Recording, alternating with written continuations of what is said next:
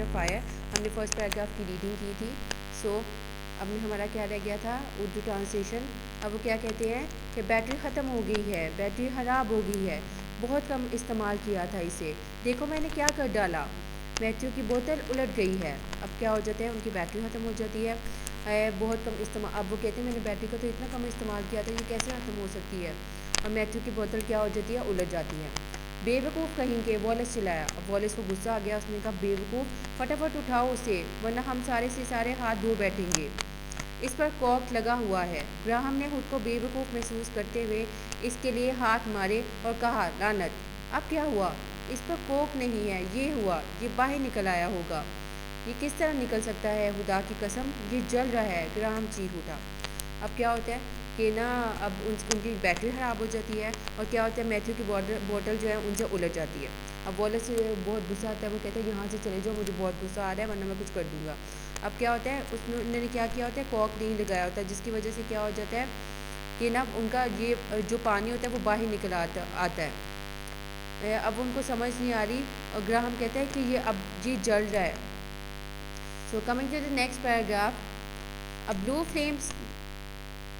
So class, I am start reading the paragraph number 2.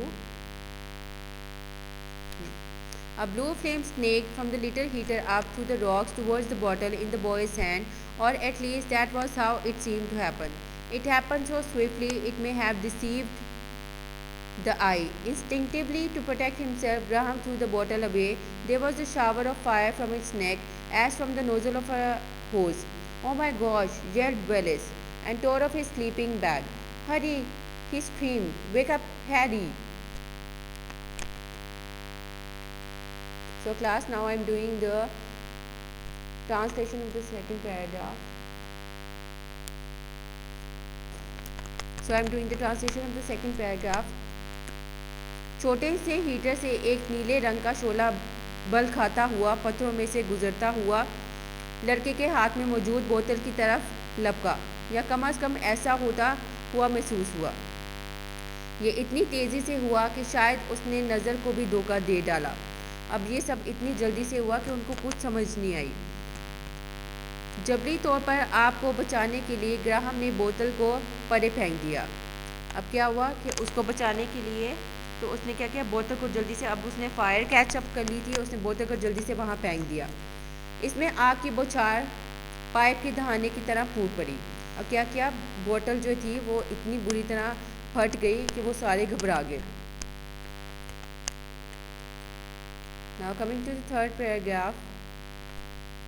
They tried to stamp on the fire, but their feet were bare, and they could not find their shoes. They tried to smother it with their sleeping bags, but it seemed to be everywhere. Harry could not even escape from his bag. He could not find the zip fastener, and for a few awful moments in his confusion between sleep and wakefulness, he thought he was in his bed at home and the house had burst into flames around him. He could not come to grips with the situation. He knew only dismay and the wildest kind of alarm. Graham and Wallace, panicking, were throwing themselves from place to place, almost sobbing, beating futilely at a widening arc of fire. Every desperate blow they made seemed to fan the fire, to scatter it further, to feed it. "Put it out," shouted Graham. "Put it out." Okay class, now I am doing the Urdu translation of the paragraph number 3. انہوں نے آگ پر پاؤں مارنے کی کوشش کی. اب کیا کیا, انہوں نے آگ کو بند کرنے کی کوشش کی, مگر ان کے پیر ننگے تھے. اب ان کے پاؤں میں جوتے نہیں تھے, اور انہیں اپنے جوتے نہ مل سکے, اور ان کو اپنے جوتے مل بھی نہیں رہے تھے. انہوں نے اپنے سلیپنگ بیگ سے اسے بجھانے کی کوشش کی. اب انہوں نے کیا کیا, ان کے پاس جو بھی چیز تھی انہوں نے اس کے ساتھ آگ بجھانے کی پوری کوشش کی, مگر یہ ہر جگہ بھڑکتی معلوم ہو رہی تھی.